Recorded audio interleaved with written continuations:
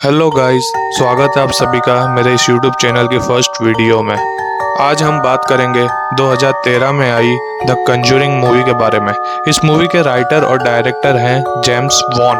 तो चैनल को आप जरूर से सब्सक्राइब कर लेना, क्योंकि इसके बाद आने वाली वीडियोस में हम इस मूवी का पार्ट 2 और पार्ट 3 भी कवर करेंगे और द नन के भी 2 पार्ट कवर करेंगे। और वीडियो को लास्ट तक देखना, क्योंकि इस वीडियो के लास्ट में मैं इस मूवी से रिलेटेड जो रियल इंसिडेंट हुआ था उसके बारे में भी आपको थोड़ा बहुत बताऊंगा। तो मूवी की स्टार्टिंग में हम एक क्रीपी सी डॉल को देखते हैं जिसका नाम है एनाबेल। ये possessed doll nursing students Debbie और कैमिलिया के पास थी, जिन्होंने एक 7 साल की बच्ची की आत्मा को अलाउ किया था ये डॉल पजेस करने के लिए। लेकिन अब ये डॉल उन्हें ही परेशान कर रही है। अपनी आप बीती दोनों डिमोनोलॉजिस्ट एड और लॉरेन वॉरेन को बताती है कि जब एक रात वो दोनों घर वापस आए तो उन्हें डोर पर एक पेपर का पीस मिलता है जिसमें लिखा था मिस मी, और एनाबेल घर के कॉरिडोर में बैठी थी। कैमिलिया जब रूम में जाके देखती है तो उसे घर के सारे पेंटिंग्स टूटी हुई और दीवारों पर लाइंस ड्रॉ करी हुई दिखती है। ये सब देखकर डेबी एनाबेल को बाहर कचरे में फेंक देती है। लेकिन उसी रात जब दोनों सो रही थी तब डोर पर जोर से नॉक होता है। डेबी जाकर देखती है तो वहाँ कोई नहीं था। तभी दूसरे डोर पर नॉक होता है। कैमिलिया डोर ओपन करके देखती है और उसकी चीख के साथ ही सीन शिफ्ट हो जाता है। एड और लॉरेन उस घर को पवित्र करके एनाबेल को अपने साथ ही ले जाते हैं। ये एनाबेल का केस एड और लॉरेन अपने एक सेमिनार में लोगों को बता रहे थे। इसके बाद हम एड और लॉरेन के बारे में इंट्रोडक्शन पढ़ते हैं और उसके बाद आता है मूवी का टाइटल। ईयर 1971 में एक फैमिली नए घर में शिफ्ट होती है। फैमिली का नाम है पेरोन फैमिली, जिसमें है रोजर पेरोन, कैरोलिन पेरोन और उनकी 5 बेटियां, जिनका नाम है एंड्रिया, नैन्सी, क्रिस्टीन, सिंडी और अप्रैल। उनकी जो डॉग है सैडी, वो घर के अंदर नहीं आ रही थी। रात को सभी बच्चे खेल रहे थे। खेलते खेलते उनसे एक वुडन की वॉल टूट जाती है। जब रोजर जाके देखता है तो उस वॉल के पीछे बेसमेंट का रास्ता था। रोजर बेसमेंट में जाके देखता है तो उसे वहां कुछ पुराना सामान पड़ा हुआ मिलता है। इतनी रात को सैडी घर के बाहर खड़े होकर बहुत ही जोर से भौंक रही थी। अगले दिन सुबह कैरोलिन जब सो के उठती है तो उसके पैरों पे उसे बहुत ही ज्यादा जख्मों के निशान दिखते हैं। कैरोलिन जब घड़ियों को देखती है तो उसे घर की सारी घड़ी रात के 3:07 पे रुकी हुई दिखती है। अप्रैल सैडी को बुलाने जाती है, लेकिन वहां वो कुछ ऐसा देखती है जिसे देखकर उसकी चीखें निकल जाती है। उसकी आवाज सुनकर रोजर और कैरोलिन भी आ जाते हैं। वहां वो देखते हैं कि सैडी मर चुकी है। इसके बाद हम वॉरेंस का घर देखते हैं, जहां पर एक जर्नलिस्ट एड का इंटरव्यू लेने आया था। वो उनके म्यूजियम में रखी सारी भूतिया चीजों को देखता है। ये इंटरव्यू को चुप चुप कर एड की बेटी जूडी भी देख रही थी। एड उसे पकड़ लेता है और उसकी नानी के साथ उसे ऊपर भेज देता है। यहाँ हम एनाबेल को भी देखते हैं, जो कि बड़ी सेफ्टी के साथ एक क्लोजेट में रखी हुई है। रोजर नीचे हॉल में सो रहा था, तभी उसकी आवाज से आंख खुल जाती है। रोजर जब चेक करने जाता है तो उसे एंड्रिया मिलती है, जो उसे बताती है कि सिंडी स्लीप वॉकिंग करके उसके रूम में आ गई है। जब रोजर जाके देखता है तो सिंडी नींद में एक पुराने से क्लोजेट की तरफ जा रही थी। रोजर उसे चुपचाप उठाकर वापस सुला देता है। अगली सुबह रोजर को भी कैरोलिन के शरीर पर जख्मों के निशान दिखते हैं, जो कि अब और भी ज्यादा बढ़ चुके थे। रोजर जब काम पे जा रहा था तब वो देखता है कि एक कबूतर उसके सामने ही आकर घर की दीवार से टकराकर मर जाता है। बाकी बच्चे भी स्कूल चले जाते हैं। अप्रैल को हम देखते हैं कि वो रूम में बैठकर किसी से बात कर रही थी, लेकिन रूम में उसके अलावा कोई और नहीं था। कैरोलिन जब उससे पूछती है तो अप्रैल बताती है कि वो उसके फ्रेंड रोरी से बात कर रही थी। अप्रैल कैरोलिन को बताती है कि वो इस खिलौने के मिरर में दिखता है म्यूजिक रुकने पर, लेकिन जब कैरोलिन देखती है तो उसे कोई नहीं दिखता। उसके बाद कैरोलिन अप्रैल के साथ खेलने लग जाती है। वो आंख पर पट्टी बांधकर कैरोलिन को ढूंढती है। ढूंढते ढूंढते वो एंड्रिया के रूम में पहुंच जाती है, जहां पर वो पुराना क्लोजेट था। क्लोजेट अचानक से खुलता है और उसमें से किसी के हाथ निकलते हैं, जो कि क्लैप कर कर कैरोलिन को वहां बुला रहे थे। कैरोलिन आवाज सुनकर क्लोजेट की तरफ जाती है। उसे ऐसा लगता है कि इसमें अप्रैल होगी, लेकिन तभी अप्रैल उसके पीछे से आकर कैरोलिन को बताती है कि वो तो नीचे ही छुपी हुई थी।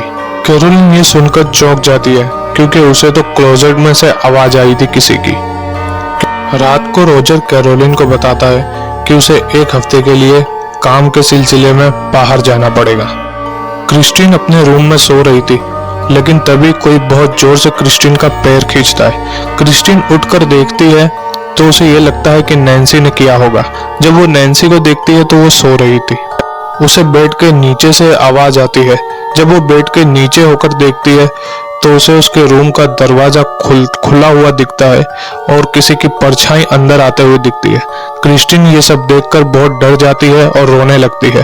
क्रिस्टीन की आवाज से नैन्सी भी उठ जाती है, तो क्रिस्टीन नैन्सी को बताती है कि डोर के पीछे कोई है। लेकिन जब नैन्सी जाकर देखती है तो वहां कोई नहीं था, लेकिन क्रिस्टीन अभी भी बोल रही थी कि वो उसके पीछे ही खड़ा है। तभी अचानक से डोर बंद हो जाता है और क्रिस्टीन चिल्लाने लगती है। क्रिस्टीन की आवाज सुनकर रोजर और कैरोलिन भी वहां आ जाते हैं। क्रिस्टीन रोते हुए रोजर को बताती है कि डोर के पीछे कोई था और उसने क्रिस्टीन से ये कहा कि वो उसकी सारी फैमिली को मार देगा। रोजर क्रिस्टीन को समझाता है कि उसने जरूर कोई बुरा सपना देखा होगा।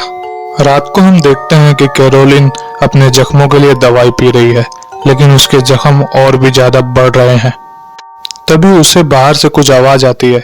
जब वो चेक करने स्टेयर्स के पास जाती है तो अचानक से स्टेयर की वॉल पे लगी सारी पेंटिंग्स गिर जाती हैं।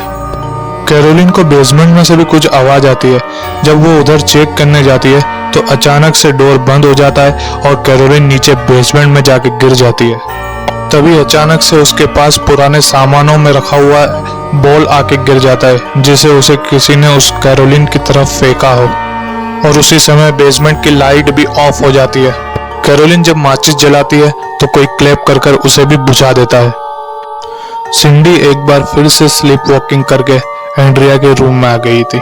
एंड्रिया जब उसे देखती है तो उसे उठाकर अपने बेड पे सुला देती है, लेकिन तभी एंड्रिया को उस पुराने से क्लोजेट में कुछ आवाज आती है।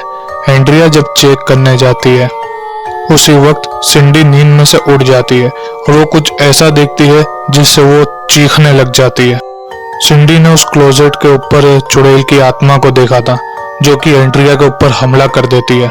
आवाज सुनकर रोजर और कैरोलिन भी आ जाते हैं, लेकिन उस वक्त वहां पर कोई नहीं दिखता।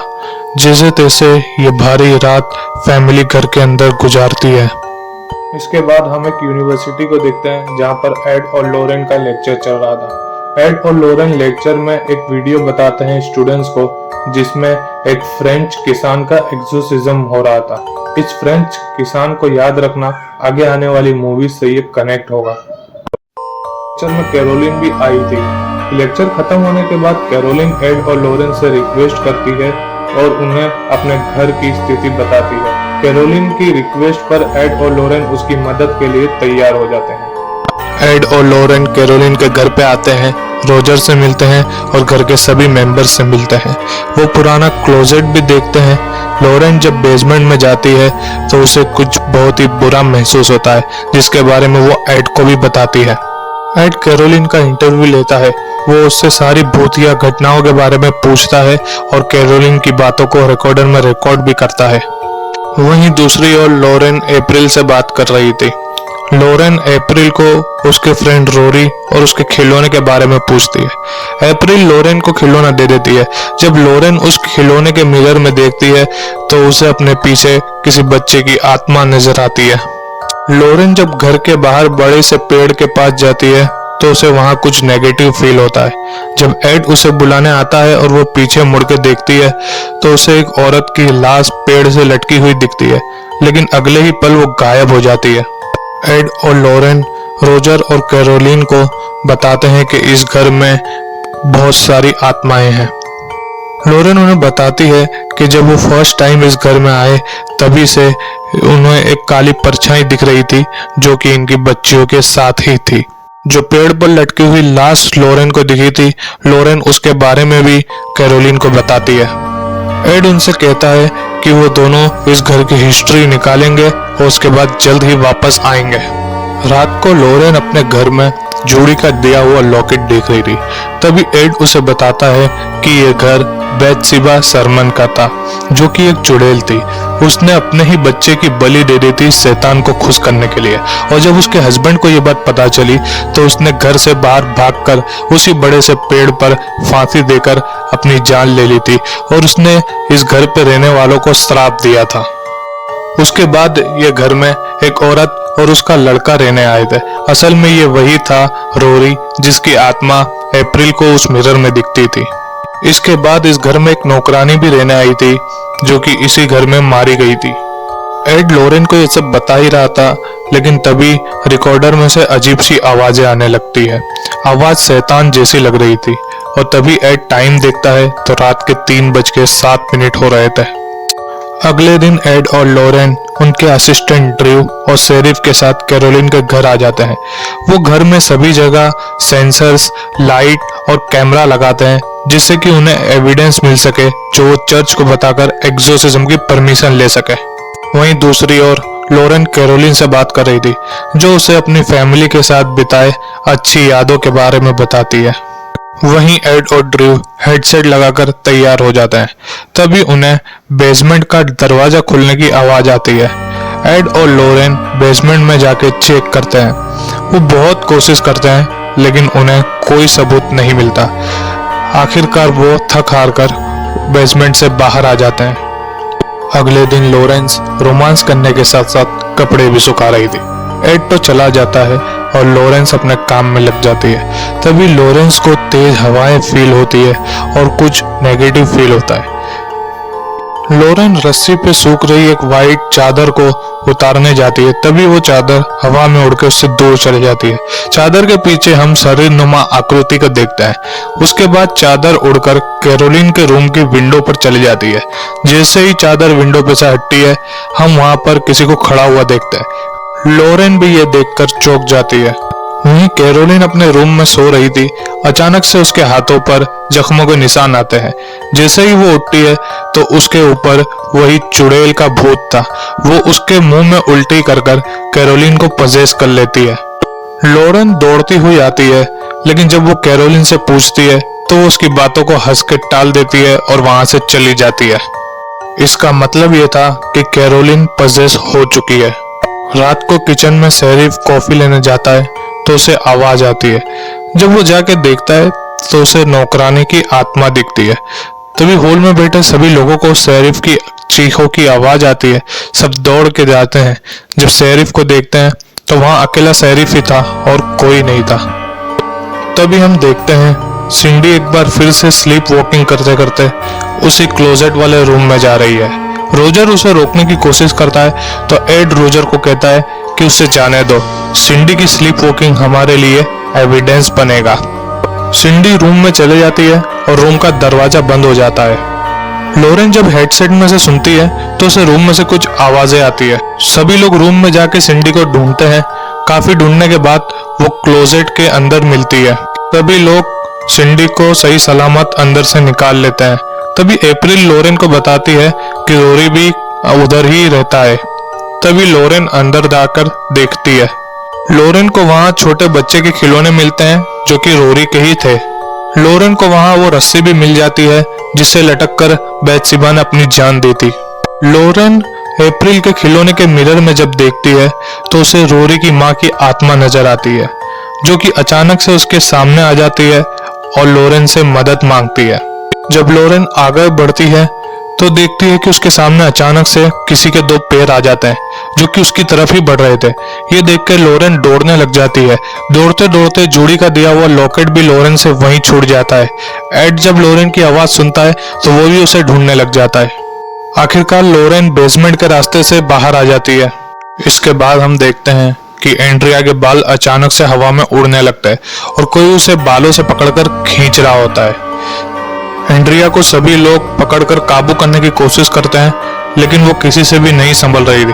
तभी लॉरेन कैंची लेकर उसका बाल काट देती है।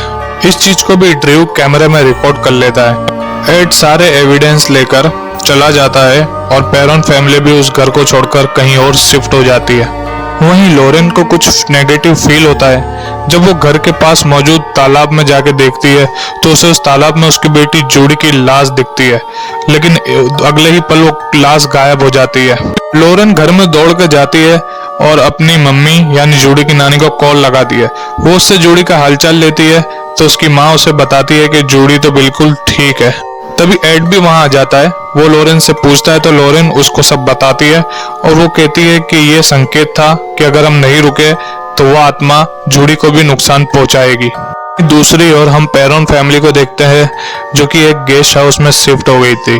हम कैरोलिन को भी देखते हैं जो कार में बहुत ही शांत बैठी थी और लोरेन फादर के पास एक्सोर्सिज्म की परमिशन लेने जाते हैं। वो उसे सारे सबूत, फोटोग्राफ्स, वीडियोस दिखाते हैं। फादर उनसे कहता है कि वो वेटिकन सिटी के चर्च से बात करके एक्सोर्सिज्म की उन्हें बताएगा। रात को जूडी अपने रूम में सो रही थी, तभी बेसमेंट से आई आवाज से उसकी नींद खुल जाती है। जब वो बेसमेंट में चेक करने जाती है तो उसे वहां कुछ नहीं दिखता। जूडी जब अपने रूम में वापस आती है तो उसे चेयर पर कोई बैठा हुआ दिखता है जिसकी गोदी में एनाबेल थी। अचानक से एनाबेल अपनी मुंडी घुमाकर जूडी को देखती है।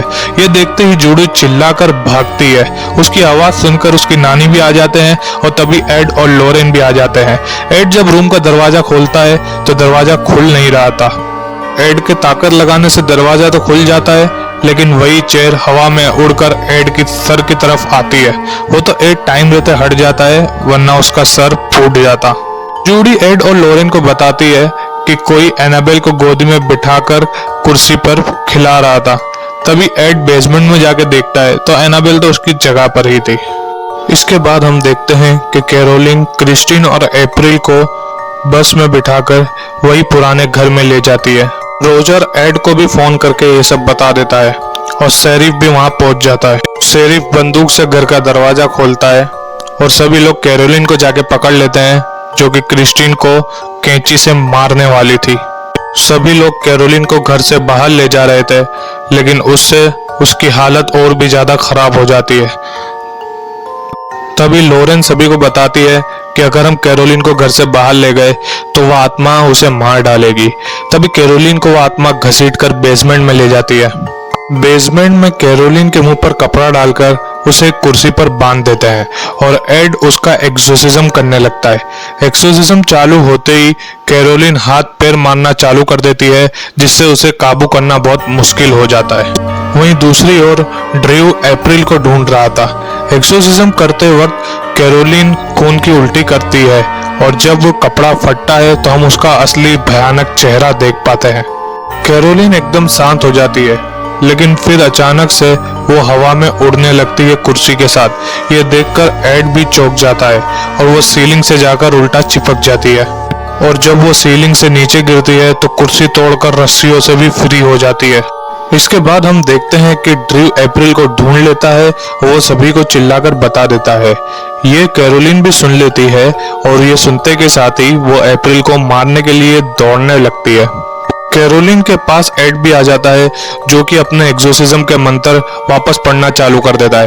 मंत्र सुनते ही कैरोलिन के अंदर जो आत्मा है बेसिबा की, वो अपने असली रूप में आ जाती है। वहीं लोरेन भी दूसरी तरफ कैरोलिन को उसके परिवार के साथ बिताए अच्छी यादों की याद दिलाती है। एक्सोर्सिज्म और उन यादों के बल पे वो आत्मा कैरोलिन का शरीर छोड़ देती है और कैरोलिन अपने असली रूप में वापस आ जाती है। इसके बाद सभी लोग कैरोलिन को घर से बाहर ले आते हैं, जहां उसे उसकी लड़कियां भी मिल जाती हैं और एक तरीके से फैमिली रीयूनियन हो जाता है। अप्रैल एड और लोरेन के हाथ में लाकर कुछ देती है। जब लोरेन उसे देखती है तो वो वही जूडी का लॉकेट था जो लोरेन ने बेसमेंट में गिरा दिया था। मूवी के एंड में हम एड को देखते हैं जो कि अपने हॉरर कलेक्शन में अप्रैल का खिलौना भी शामिल कर लेता है। एड के जाते ही वो खिलौना अपने आप चालू हो जाता है और लास्ट में हम रियल एड वॉरेन की कही गई कुछ लाइंस देखते हैं। इसी के साथ मूवी एंड हो जाती है।